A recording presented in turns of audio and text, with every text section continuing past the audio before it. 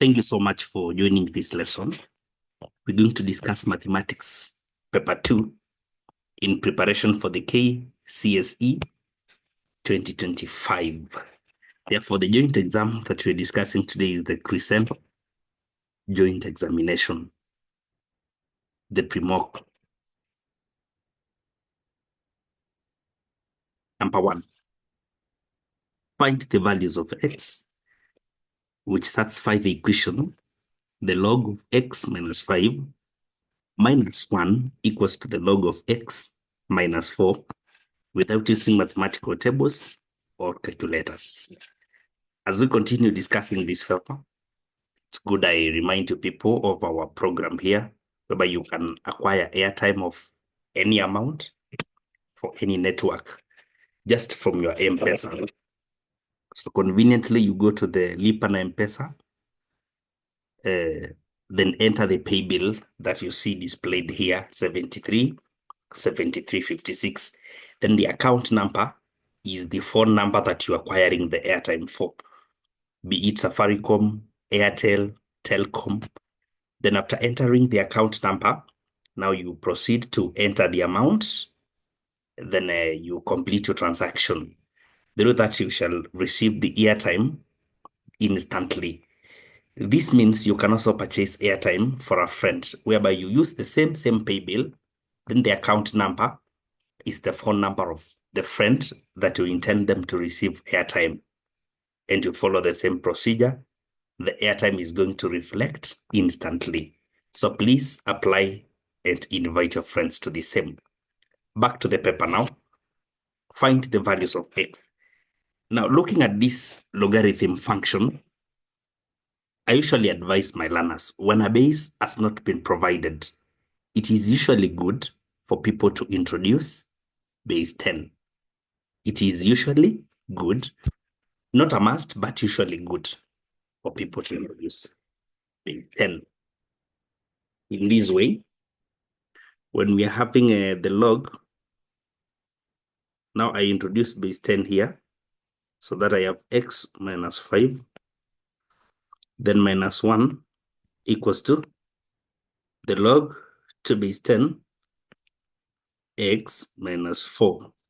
Then now we can apply a law of logarithms, which states that whenever we have a constant, like the one we are having here, we can introduce logarithm at that point, depending on the base, which is in this equation. And because we have introduced base 10, then I will be introducing at that particular point the log of 10 to base 10, because the law states that whenever we have the logarithm of a certain number to the same base, the value is usually 1. So I can introduce now logarithms of base 10, because the logarithm of 10 to base 10 will not change the function's value now that it narrows down to the value of 1. So now we can apply the second law of logs, which says that whenever there is the log of a certain number, let's say b, to a base a, minus the log of a different number but to the same base, we can solve this one by simply taking the log to base a, then b and c gets divided. So applying that to the left-hand side, I'll be remaining with the log of base 10, then x minus 5 is divided by 10 equals to the log to base 10, x minus 4. Now that we have applied the laws, logarithms, we can now drop logarithms, then put the left-hand side to the right-hand side without cancelling the logs. Just drop them so that we have x minus 5 over 10 equivalent to x minus 4. At this point, we can do a cross multiplication by x minus 5 will be equal to 10 x minus 4. Now x minus 5 equals to 10 x minus 40. If we choose to group terms by bringing the negative 40 to the right, yeah, by bringing the negative 40 to the right, this shall become, we are having x, or we do it this way. X goes to the right, that makes it 9x. Then 40 comes to the left, whereby we are having negative 5. Then now we add 40. That becomes 35, right? 35x. 35, that is a constant. We get 35. So for us to remain with x, we have to talk about 35 over 9, whereby the value of x will be, we make it 3 and 8 over 9. Yeah, so that is it. It's something that you can confirm, something that you can just confirm. Yeah, that is it. I said whenever we are working out these questions, it's good to be standby and have a calculator, so that whenever we make maybe a slight mistake, you people can just observe and correct instantly. Yeah, that way. Number 2 now. If the root of 14 divided by root 7 minus root 2 minus the root of 14 again divided by root 7 plus root 2 equals to a, the root of 7 plus b, the root of 2. Find the values of a and b, where a and b are rational numbers. Rational numbers. They are not thirds themselves, but root 7 and root 2 are thirds. In other words, we are going to rationalize the denominator, or simplify by rationalizing the denominator. In this case, for students to proceed here, I usually advise again, let people treat this one as a normal fraction, whereby we'll have an LCM of root 7 minus root 2, then root 7 plus root 2. That means, so we'll begin by taking the whatever we're having now, the LCM, which is the denominator. We divide by the first denominator here, whereby it is the negative part of the LCM that will cancel. Then we have root 14 being multiplied by the positive part now, root 7 plus root 2, then minus. We divide again the LCM by the second denominator, whereby it is the positive part that cancels, and we remain with root 14 into the root of 7 minus the root of 2, that way, and we continue working out. Let me again simplify further the denominator now, in which case I will say this, that the denominator is already a simplified difference of two squares, which can be expanded so conveniently by taking the root of 7 squared minus the root of 2 also squared. And this will be 7 minus 2. At the end of the day, it will become a rational number. I'm concluding this because of this identity, which says that whenever we have x squared minus y squared, this is the same as x minus y, x plus y. So this one can be simplified to this and vice versa. Now that we are having this part, which is our denominator, we can simply square the first part and subtract the second part also squared. So that is called a difference of two squares. It's what we are applying in this case. All right, let's get to our numerator now. So we'll be having root 14 multiplied by the root of 7. That becomes the root of 98. Plus the root of 14 multiplied by the root of 2, which is the root of 28, minus the root of 98, plus, remember root 14 is a negative, then multiplying again by negative root of 2. So this introduces now the positive root of 28 in such a manner. All right. It's good for you to understand that this part will cancel automatically with that. Then we'll be having 2, the root of 28, divided by 5 on the denominator. After this step, we will still talk about simplifying the numerator completely, whereby this is 2 multiplied by the root of 28 is not a simplified surd because it can be expressed as 4 multiplied by 7. Yeah. Then there is the over 5 now in this case. This can still narrow down to the root of 4 is known, which is 2. So taking out 2, it will find another 2 there, making it 4.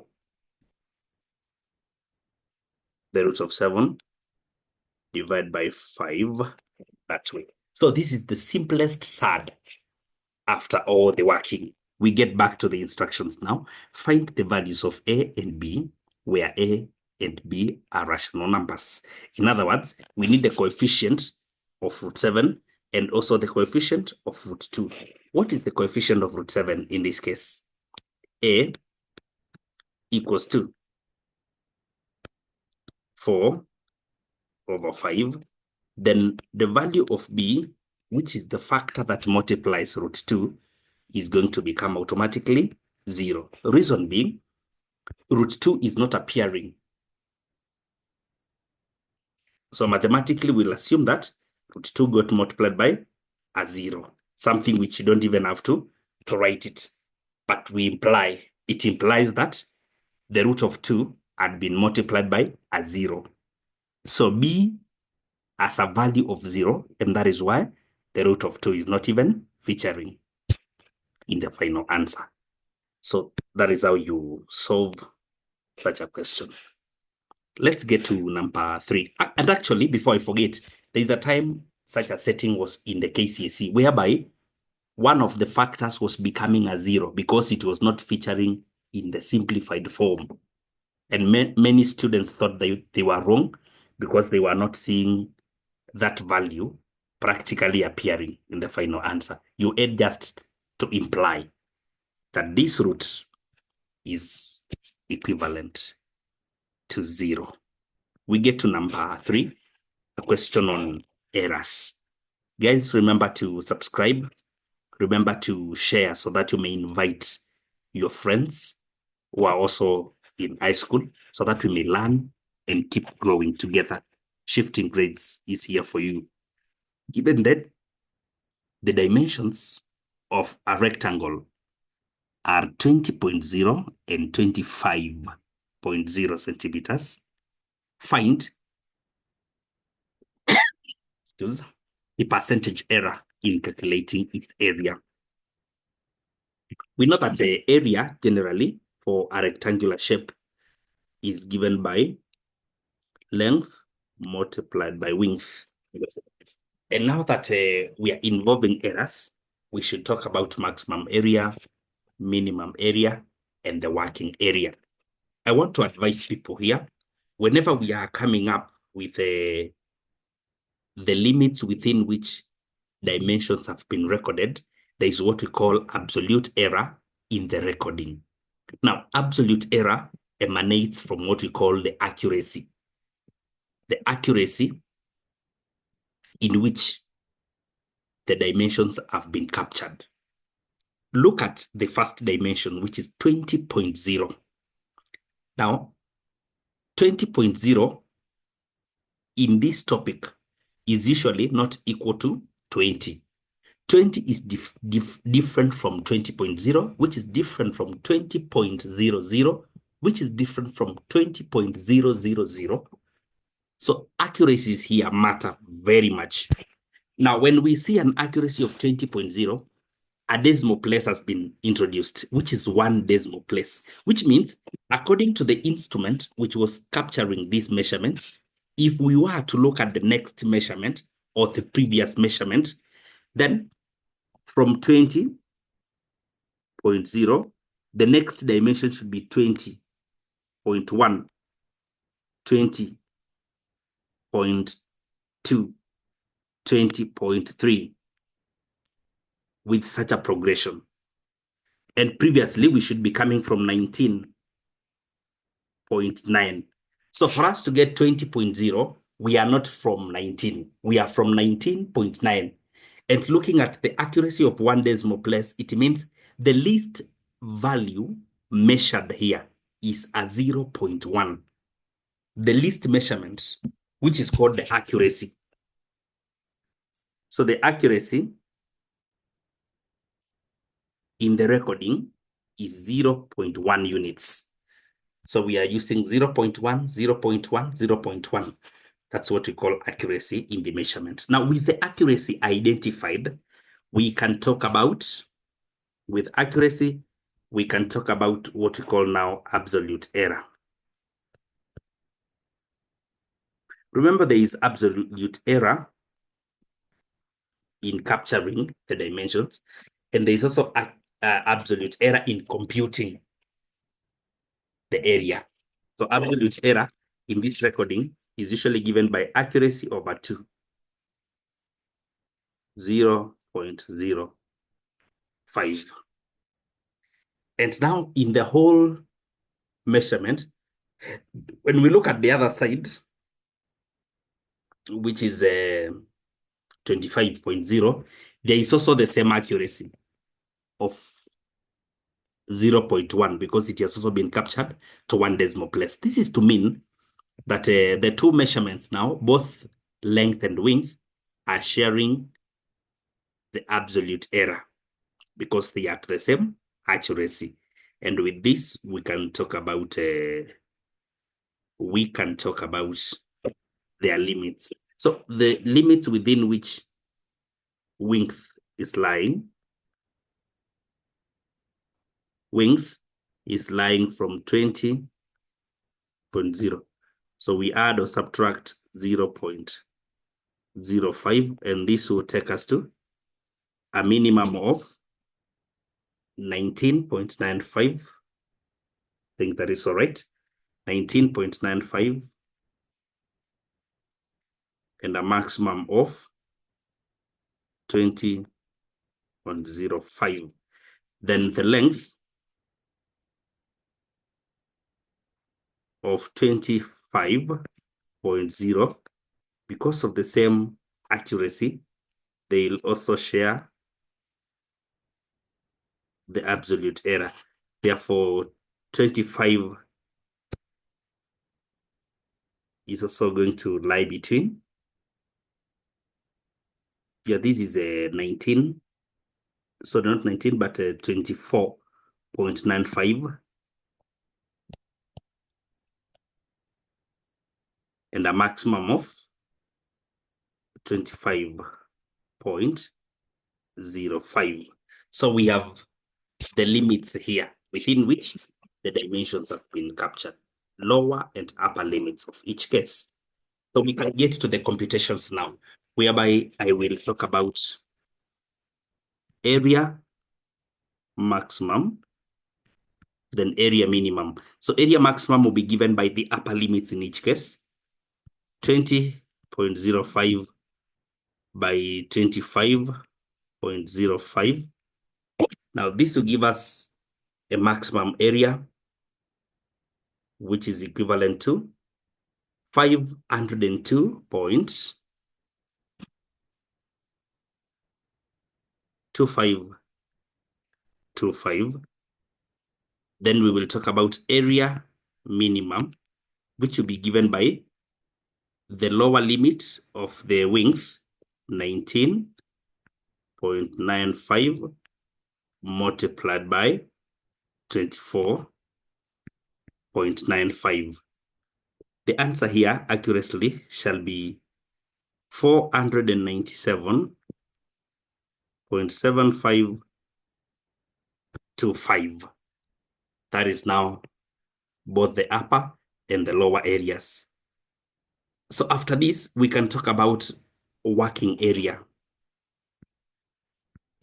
Working area is also called the actual area, which is given by the product of the dimensions as they were captured. So the working area is exactly 500 square centimeters. Now with all this, we can talk about absolute error. Absolute error in the area.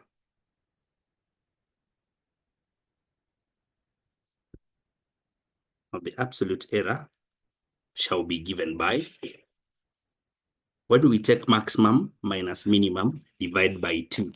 So 502.2525, and we subtract 497.7525. Then we take the average over 2. So the error is going to accurately be 2.25. That is the absolute error. After this, we will start talking about relative error. Relative error in the computation of this area. Relative error is usually given by absolute error divided by working area. Divided by working area. So that is the value for the relative error. You can compute it. But now that there is another step here of we are getting percentage error. So there is another option here. Percentage error is usually given by relative error expressed as a percentage or multiplied by 100. And this will give us 0.45%. 0.45%. So that is the final answer. Wow, look at number 4. This is a question on a quadratic equations, whereby we are told to solve for x in the equation using completing square method. So for us to use the completing square method, the first thing that we do is to ensure that the coefficient of x squared is 1. So the first mission here will be dividing through by a -2. We shall have x squared minus, now we are dividing by 2. So I have x, then minus 18. This is equal to 0. We can take the constant to the right-hand side, such that we have x squared minus half x, then this becomes 18 to the right-hand side. So we are supposed to add constants now. A constant here, which must also be added to the other side, such that by the addition of this constant, the left-hand side becomes a perfect square. Now, to make it a perfect square, the expression to become a perfect square, we need to have the value of b over 2 squared, providing the constant. So we can get this constant because the value of b is -half. So the value of c shall be -half divided by 2, then we square. This will be a quarter squared, which is 1 over 16. Yeah, a quarter squared is 1 over 16.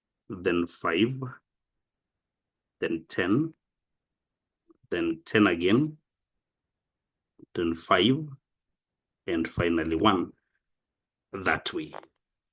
So with the powers, with the coefficients of power 5 first listed that way, we can now feed the expansion, whereby we'll talk about the first term, which is 1 raised to the full power of 5, then negative a third x raised to 0. But now in the subsequent terms, we shall have the powers of 1 reducing to 4, while those of negative a third increasing now to 1. In the next, 1 drops back to 3, negative a third x raises to squared. Then we are talking about 1 dropping to power 2 is negative a third x takes power 3. Then we will have 1 power 1 and negative a third x raises to power 4. And finally, 1 goes to power 0 is negative a third x ascends to power 5. So that's how they continue exchanging the powers. That is how the terms continue exchanging the powers up to the last term. So the other thing now is to come up with final answers. We are having a 1 times 1 power 5, which is also 1, and negative a third x power 0, which also gives us 1. So the value of anything power 0 is 1. So we'll be having 1 times 1 times 1. So we have 1 as the first term. Now the next term should be a negative, because your 5 multiplied by 1 power 4, which is just 5. Then 5 will be multiplied by, when we take negative a third x raised to power 1, it will remain the way it is. So it is 5 times 1 times negative a third x, which makes it 5 over 3.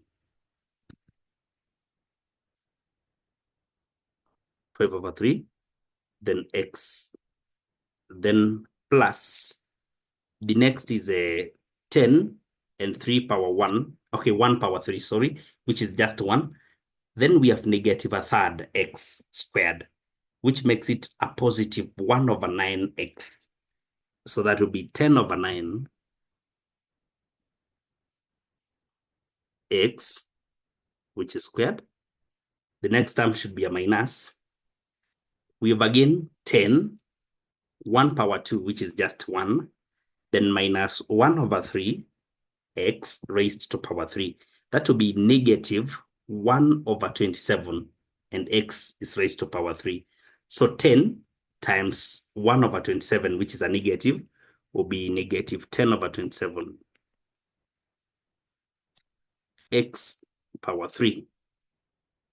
Then plus 5, 1 power 1, which is just 1, negative a third x power 4, which will be 1 over 81.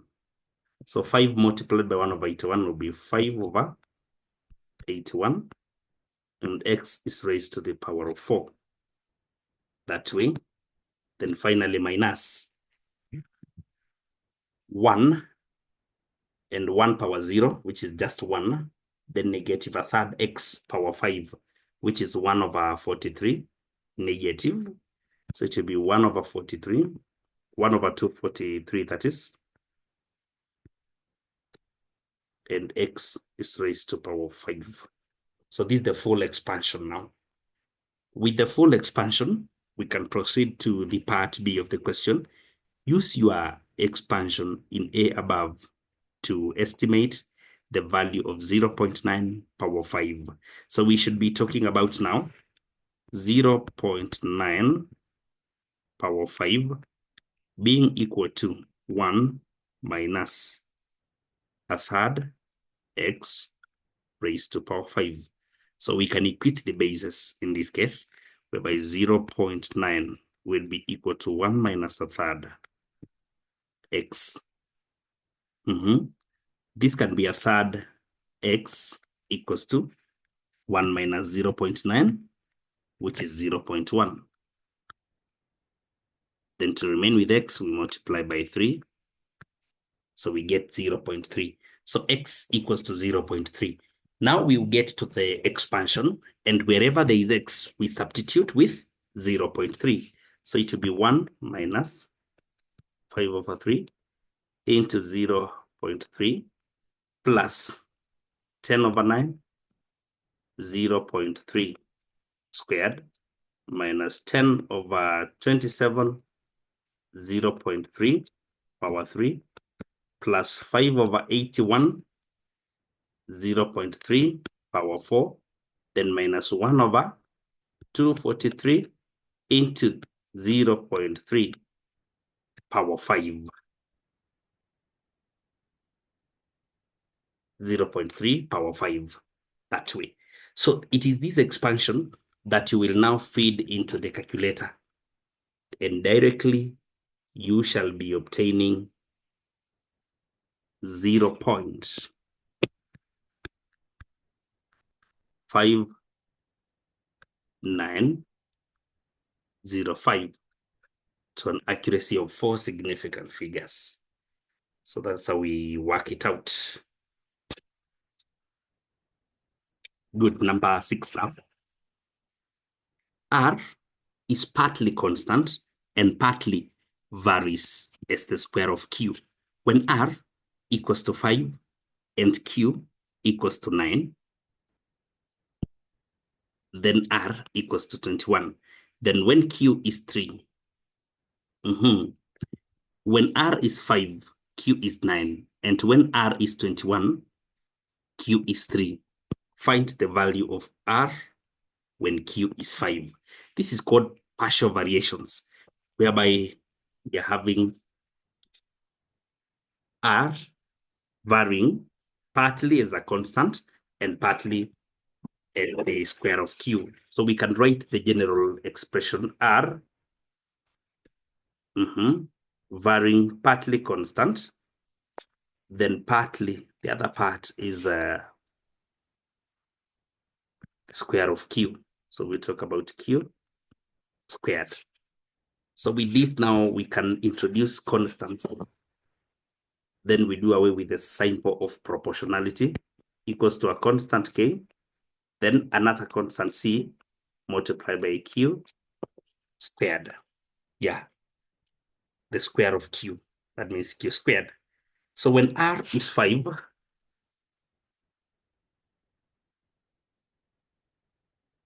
Q is 9. So it will be C multiplied by 9 squared, which is 81. C. That is equation 1. Then equation 2 will be R is 21 when Q is 3. So Q squared. Yeah, that way. So we can solve the two equations simultaneously. And because in the two equations, the coefficients of K are equal, we can use elimination, whereby we subtract directly. 21 minus 5, 16. K minus K is 0. Then we will talk about 9 minus 81, which is a negative 72. C. We are that way. So we can get our value of C as negative 16 divided by what we are having here. This will be 2/9. Yeah, negative 2/9. That is the value of the first constant. Negative 2/9. Let's now solve the other constant by substituting the first constant in one of the unknowns. So talking about equation 1, 5 will be equal to K plus 81 and negative 2/9. So that means now negative 2/9 should multiply 81. That makes it negative 18. The negative 18 should be added to the right. Should be added to the right, whereby it's 5 plus 18, giving us 23. So the second constant, which is k, is 23. This general equation now can be made specific. R equals to k, 23, plus the other constant is a negative. So C is negative 2 over 9 multiplied by Q squared. So now we have the general equation connecting R and Q. With this general equation, we can find the value of R when Q is 5. So R equals to 23 minus 2 over 9 into 5 squared. So now let's compute this. 23 minus 2 over 9 into 25. This will give us 17 and 4 over 9. So this is the accurate answer. Yeah, the accurate answer or the final answer. So that is it. The next question, which is number 7 now. The endpoints of the diameter of a circle are P negative, X negative 2, and Q XY. Given that the center of the circle is negative 2, 1, determine part A, the coordinates of point Q. The coordinates of point Q. All right. The coordinates of a point Q can be expressed very easily in this case. But we'll say if this is the diameter, and we are having a one end being negative 6, negative 2, that is at P. Then we are having Q here, which is a known, XY. Then the center C is known, negative 2, 1. Now we can say, we can use the concept of midpoint, whereby midpoint is usually given by x1 plus x2 divided by 2, and y1 plus y2 also over 2. So with this knowledge, we can say that the midpoint value of x, which is negative 2, is given by negative 6 plus the unknown x over 2. Yeah. The two ends now, x plus the other x. So which is negative 6 plus x. When we divide by 2, we should get the mid coordinate of x. So this is negative 4 when we multiply by 2, negative 6 plus x. And to remain with x here, we should have negative 6 added, becoming positive to the left. So minus 4 plus 6, which is 2. So the value, the coordinate of Q now, for the x part, it will be 2. Then for the y part, we apply the same concept and say, let me use the same space here, and say for us to get the y coordinate of the mid, which is 1, is obtained by the first y, negative 2, the unknown y, then over 2, because it should be y1 plus y2 divided by 2. So cross multiplying by 2, this becomes 2 equals to negative 2 plus y, and we are supposed to remain with y here. Negative 2 should be added to the left, making it a 4. Therefore, the coordinates of Q are 2, 2, 4. Yeah, that way, 2, 4. Now that we have the coordinate, let's talk about, and actually it should be expressed as the coordinate. When you leave it as y equals to 4 and x equals to 2, you will not have the mark. Let me tell you the truth. A coordinate should be expressed as a coordinate. Yeah, a coordinate should be expressed as a coordinate, not anyhow. Look at B. The equation of the circle in the form x squared plus y squared plus ax plus by plus c equals to 0. Let's express the equation of the circle first, then we expand it and we group it according to the provided format. We're supposed to know this, that something that we're supposed to know is that the radius is not provided, but with these coordinates known, we can get the length. So the length from Q to the center, or from center to P, or from P to center, or again, the length from Q to P, which is the whole diameter, then divided by 2. So we have all those options whereby we will apply vectors to get the length from Q to P, which is diameter, and divided by 2. Or instead, because we have all the coordinates, we can just use the length from Q to center. So radius for this particular circle will be given by the length of the vector QP, the length of the vector QP. This is called magnitude of a vector. So let's get vector QP, whereby we need P minus Q. So P minus Q shall be QP, sorry. This one is a long vector. Let me not use the diameter, please. Allow me use Q to the center. Yeah, Q to the center, so that we may not waste a lot of time. Q to center C, so that I have C minus Q. This way, I'll get the radius directly. When I get Q to P, I will have to divide by 2 later. So this is becoming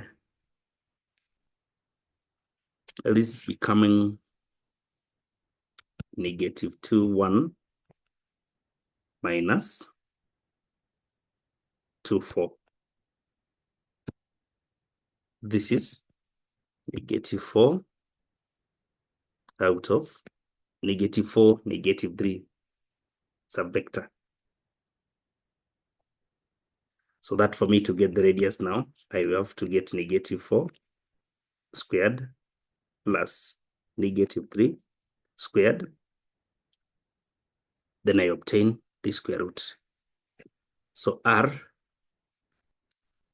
should become 4 squared plus 3 squared, then the square root. This is 5 units. So the radius is 5 units.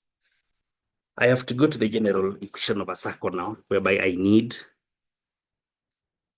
x minus the coordinate of center, so minus the x coordinate of the center. So x minus negative 2 squared plus y minus the y coordinate of the center, which is 1 squared, equals to the radius squared. So this is x plus 2 squared, y minus 1 squared equals to 25. On the left-hand side, we can expand now. So following quadratic identities, we need to take x squared. So we shall have x squared plus 4x plus 4, then plus y squared minus 2y plus 1 equals to 25. Now we can arrange terms until we get the format up here, whereby we begin with x squared, then y squared follows. The term with x, which is plus 4x, then negative 2y, then now the constant has to come in, whereby we have 4, 1, giving us 5, and the constant on the right coming to the left becomes negative 25. So we have 5 minus 25, which is negative 20, such that we remain with a 0 at the right-hand side. That is the final equation in its simplest form. Wow, that is it. Number 8. Good for people to know that our consultation line is 0704153366. You can actually use the same line to appreciate the program here. So our M-Pesa is really functioning. Number 8. In the figure below, QT is a tangent to the circle HQ. Then AT is a straight line and QD is a chord, as you can see in the diagram. Given that AX equals to 8, PT equals to 12, and QX equals to 6.8, then XD equals to 7 centimeters. Find the length of XP. Yeah, XP there. The length of XP.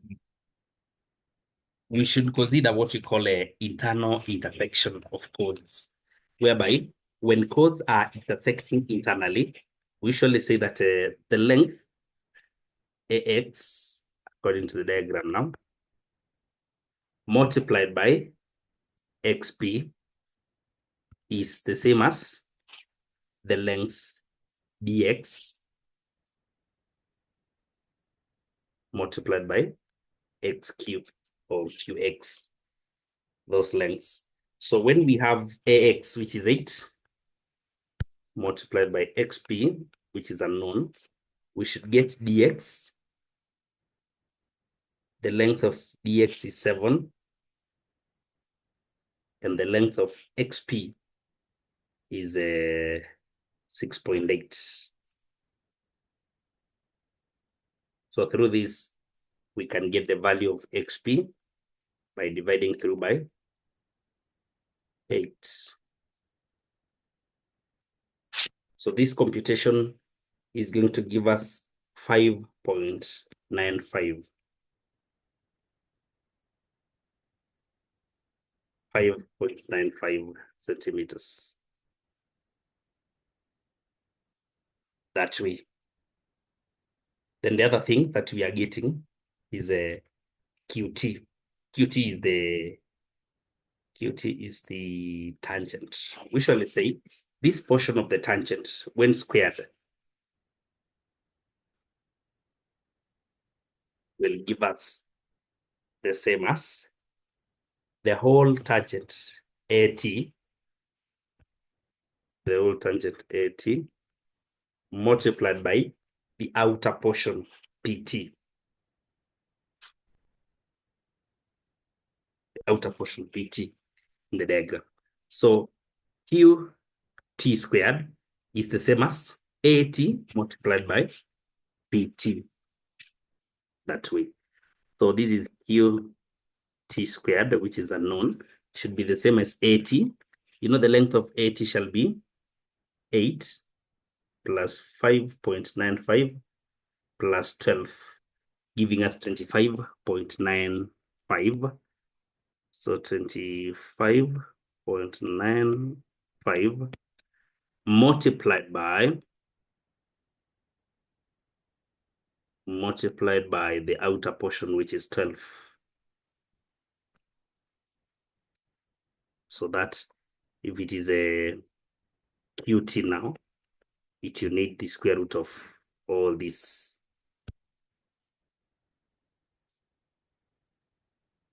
So let's confirm the value. Multiply by 12, then square root, which will be 17.65. This is centimeters. This is 4 significant figures. Yeah, an accuracy of significant figures, which are 4. So that is it. That's how we work out that simple question.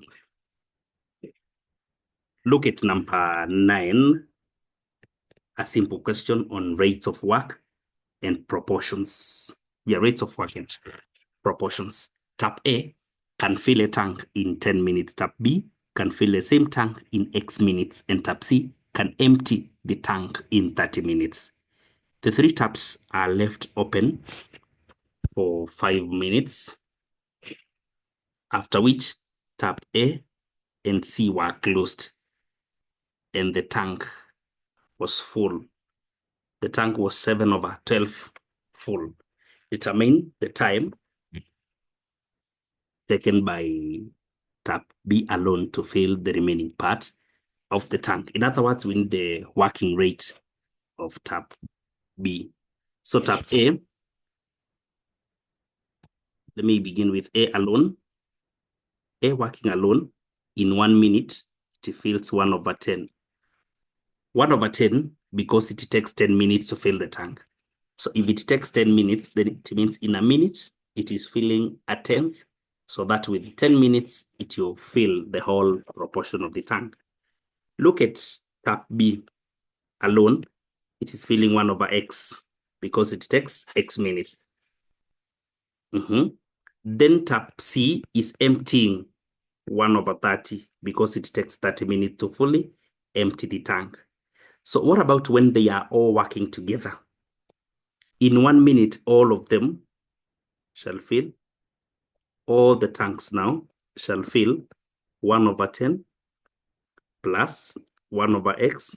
But because C is emptying, it should be minus 1/10. Therefore, when the 3 taps are working, they fill a fraction equivalent to 1/10 minus 1/30, giving us 1/15. So they fill 1/15 plus 1/x of the tank. Now, when this is multiplied, you know they are supposed to work for 5 minutes. When this is multiplied by 5 minutes, we shall get 7/12 of the tank being full. So that means we can get 1/x. So this will be 5/15 when you open the bracket plus 5/x equals to 7/12. So 5/x equals to 7/12 minus 5/15, giving us a quarter. Yeah. So the value of x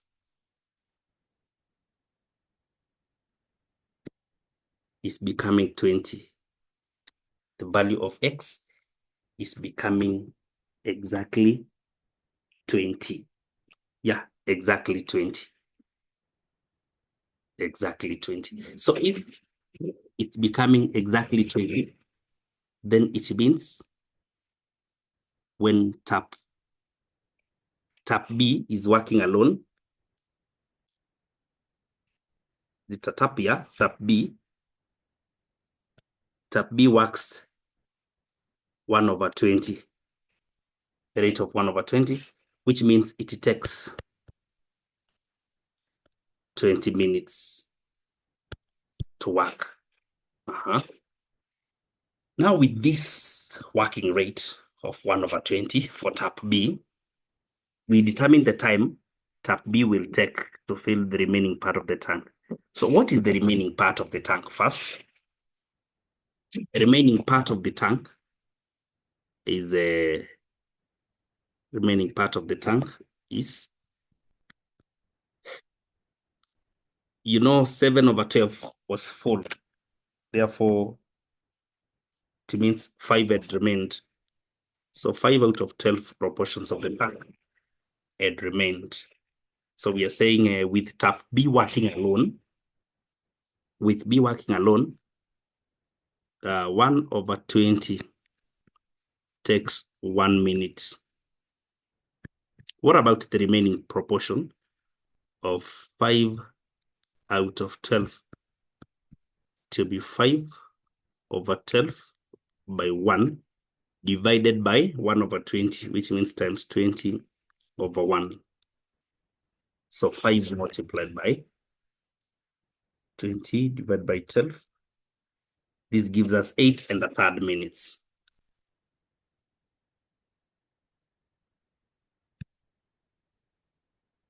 That is the time to take for the tank to be completely filled. It's a very good question, a very technical question, which requires a learner to really reason about it. Find in number 10 the compound interest on 200,000 Kenya shillings for 2 years at 14% per annum, compounded semi-annually. Compounded semi-annually. So when we talk about semi-annual compounding, we should understand this. Amount is given by principal into 1 plus the rate, which is a percentage, raised to n. Then amount in this particular case shall be given by principal, which is the amount invested plus 1 multiplied by, 1 plus rate. If 14% is per annum, then when we compound semi-annually, it will become 7%. And again, for 2 years, if compound interest is being calculated after every half a year, then it means we shall have 4 seasons of compounding interest. Yeah, we shall have 4 seasons of compound interest because it is in 2 years and we are doing the compound interest semi-annually. So look at it this way now. 1 plus 7/100. Then this one is raised to power 4. Then this one is multiplied by 200,000.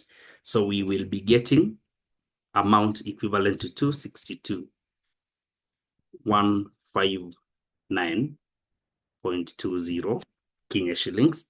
So that the compound interest now shall be, we take the whole amount, which is in the bank, minus what previously had been invested.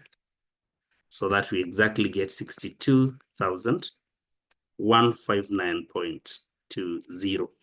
So that's how we calculate the compound interest. The question is on compound interest, not the amount. So after getting amount, now we proceed to compute the interest by subtracting that one. Look at number 11. The function 4y equals to 2a, the cosine of a third bx minus 30 as amplitude 2.5 and period 1080. Find the values of a and b. So to find the values of a and b, find the values of a and b means we're supposed to analyze this wave, this function, this trigonometric wave very keenly. We know that generally when we have y equals to, let's say, a certain value here, like a, then cosine of, we have a value like b multiplied by x, then plus or minus a certain angle there. With this analysis, we know that the value of a is usually amplitude. Then the absolute value of the angle there is usually called the phase angle. Then when we take 360 divided by the value at b, we usually get what we call the period.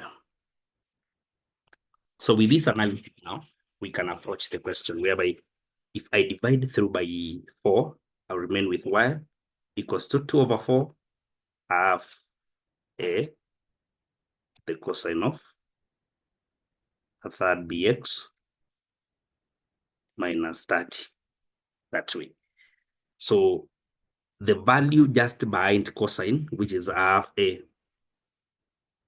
should represent amplitude 2.5. So the value of a automatically should become 5. Yeah, find a, which is 5.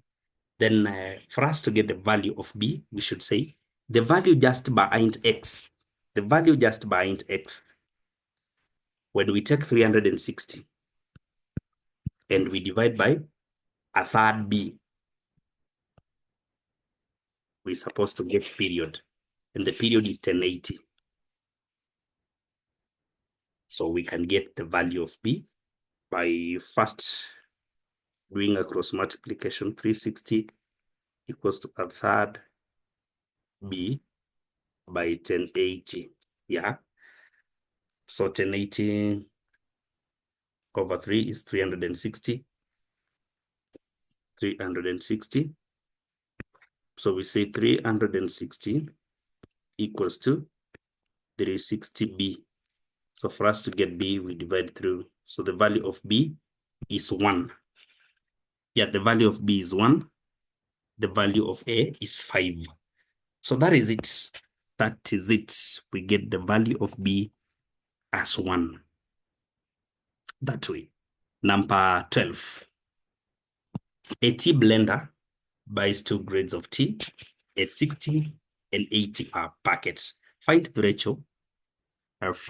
ratio in which the 2 grades should be mixed so that the selling mixture, by selling the mixture at 90, a profit of 25% is realized. So we begin by doing this. 90 Kenya shillings brings a profit of 25. That means we can get the cost of this brand that we are getting after the blend we are getting after mixing the 2 brands. So the blend is having a 125% of 90, which means the 100% is 90 multiplied by 100 over 125. This will give us a cost for this sugar, a cost of 72. So we want to mix the sugar, not the sugar, the tea, until we get the cost of 72. So we are mixing 60 and 80 for us to arrive at 72. This one can be approached this way, whereby we subtract now 80 minus 72, which is 8. Then 60 and 72, which is 12, right? So 8 is 12, means a simplified ratio of by 4, 2, by 4, 3. A ratio of 2 is to 3. A ratio of 2 is to 3. Yeah, this can also simplify. You know, we have not actually been dictated on which brand comes first in the ratio. So it can still be 3 is to 2. The question is really open. But allow me have this option taken care of. Okay. Option of the option of saying that 60 multiplied by x kg plus 80 by y kg equals to, when we divide by the number of kilograms mixed, x of the first type and y of the second type should give us an average of 72. So 60x plus 80y equals to 72. We cross multiply. So 60x plus 80y equals to 72x and 72y. So that when we group terms, we can have 12x, and when we bring 72 to this side, it shall be 8y that way. So we can divide by 12 to have x remaining there, 8y over 12. And for us to remain with 8 over 12, we can divide through by y. So x over y equals to x over y equals to a simplified 2 over 3. so that the first brand is to the second one is 2:3. So we are getting the same ratio. Yes. So we can use any of those two approaches and we will find ourselves at the same answer, 13, statistics. The data below shows marks scored by 8 Form 4 students in Rankwe District Mathematics Contest. The marks are listed there. Calculate the mean absolute deviation. So for us to get the mean absolute deviation, we need all deviations of the marks from the mean. So we need the summation of the absolute deviations out of the total number. This gives us mean absolute deviation.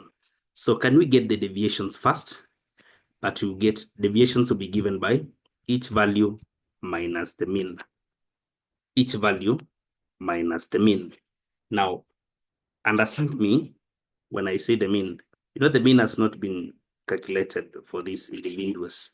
So we need 44 plus 32 plus 67 plus 52 plus 28 plus 39 plus 46 plus 64 out of there are 8 learners, 8 students in this case.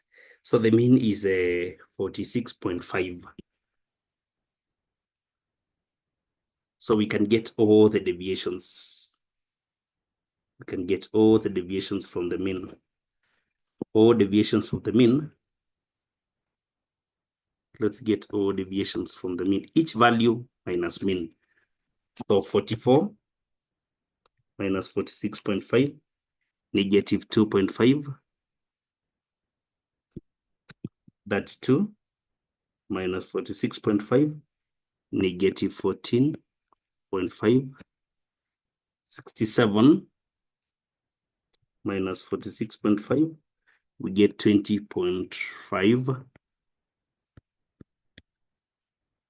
52 minus 46.5, we get 5.5. Then 28 minus 46.5, we get negative 18.5. And then 39 minus 46.5, giving us negative 7.5. Then we have 46 minus 46.5, giving us a negative 0.5. And finally 64 minus 46.5, giving us 17.5. So when we get to addition of deviations squared, addition of deviation, no, not deviation squared, but absolute deviation, it means we add deviations, just the absolute values. Whether negative or positive, we take absolute values. We continue adding. This will be 7.5, 0.5, 17.5. So when we add all that, we will get 87. We get 87. So for us to get mean absolute deviation, we need the absolute deviations added divided by 8.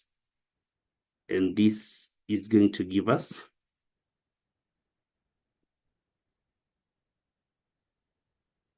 10.875.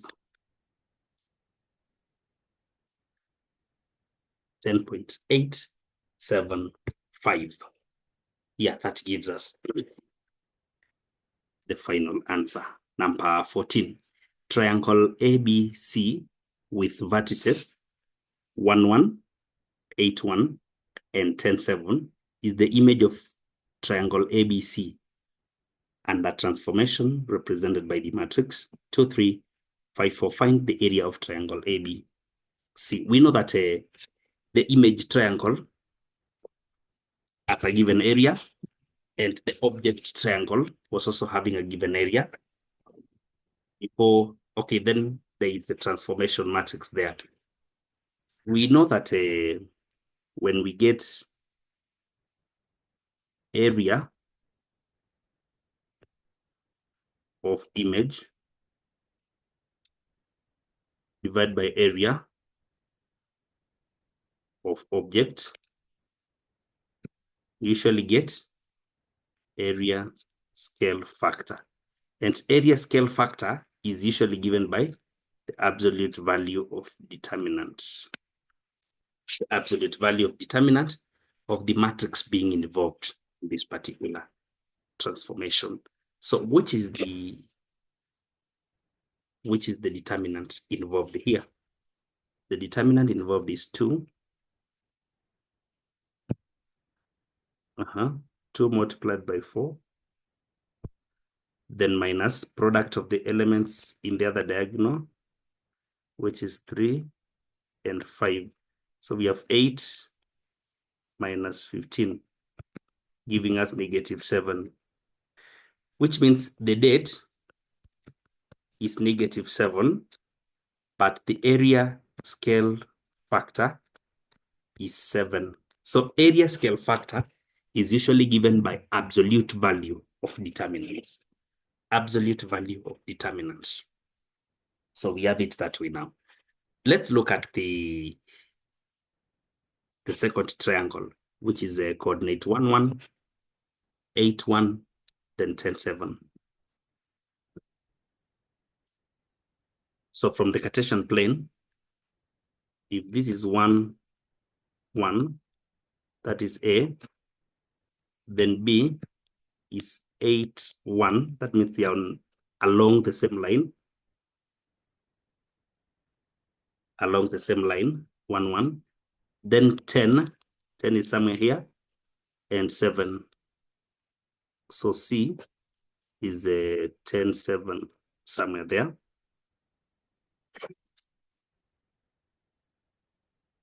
It's the triangle.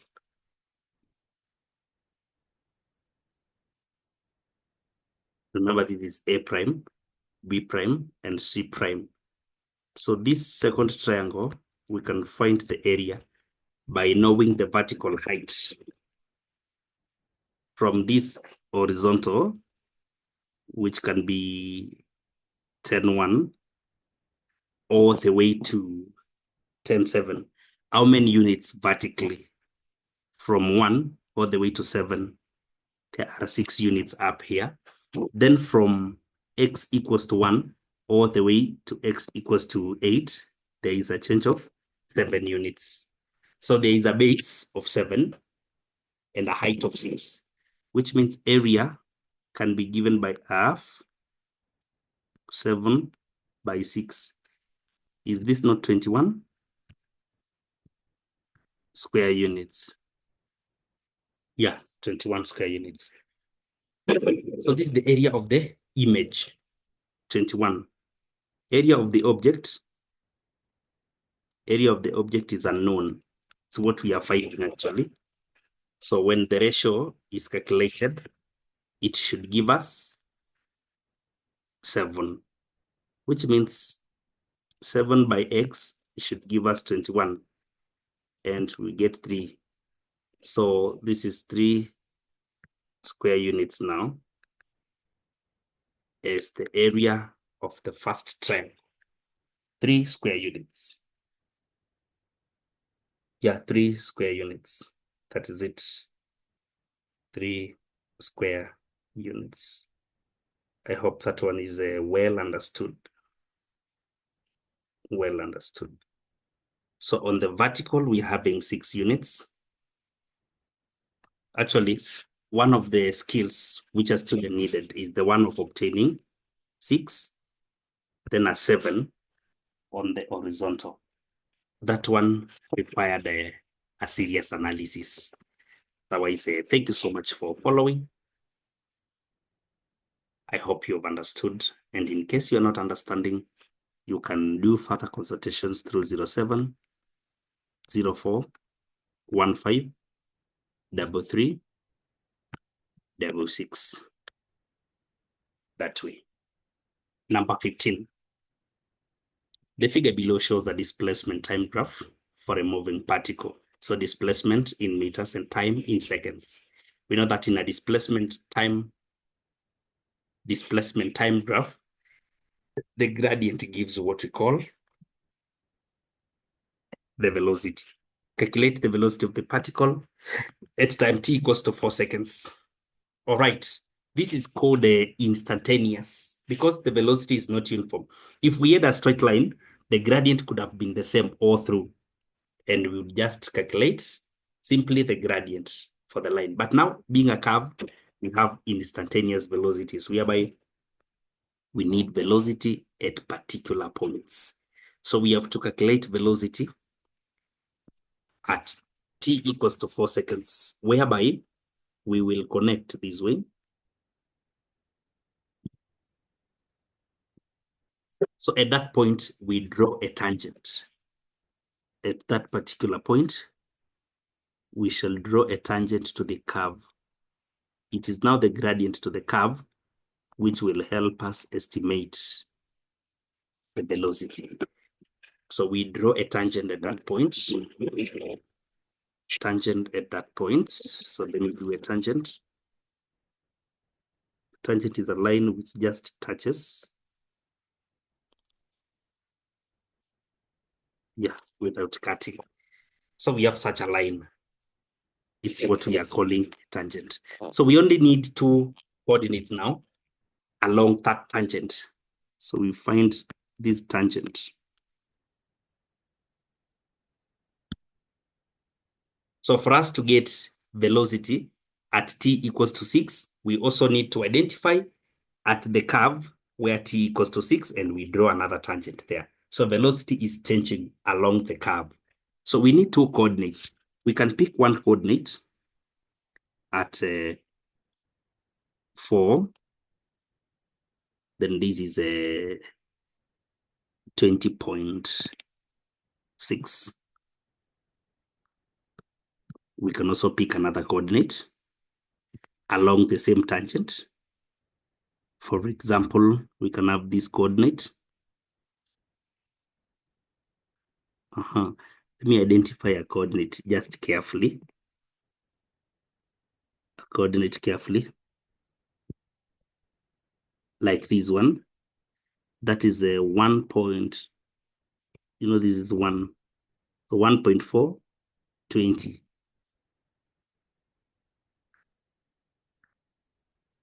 1.4, 20, yeah. So this is 1.4, then 20 that way. So we can get gradient by taking a 20 minus 20.6 divided by 1.4 minus 4. Change in y over change in x. So change in y is 20 minus 20.6, giving us negative 0.6, then divided by 1.4 minus 4, giving us negative 2.6. So 0.6 over 2.6, this should be 3 and 13 meters per second. Yeah, meters per second. So that is the answer. Or we can even, yeah, that is it. Change in y over change in x. Change in y over change in x. But did we read the coordinates keenly, by the way? Let's get back. Something is raising my concern. 1.420, 1.420, that is well read. But the other one, you know, if this is a 20, this should be 25, right?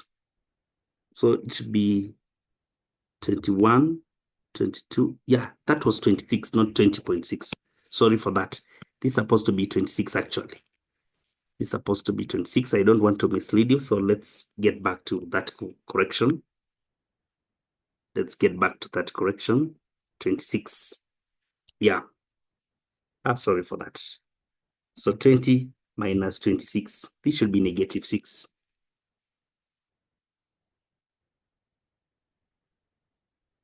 That way. So 6 over 2.6, giving us 3 points. Yeah, that way. Giving us a velocity of 2.308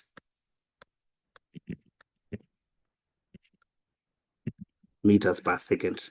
So that is the velocity. Finally, in section 1, we have a question on a subject of formula, make P subject. So according to the formula that we have, we can make P by first doing a cross multiplication whereby N shall multiply P plus M. This is a P M squared. So N P plus N M equals to P M squared. So we can remain with N M, and the terms with P are grouped together. So we take NP to the right, whereby P can be factored out, M squared minus N. Remember, NM is already here. So to remain with P, we can take NM divided by M squared minus N. We have already made P our subject. Consultation line 0704153366. Thank you so much. See you next time.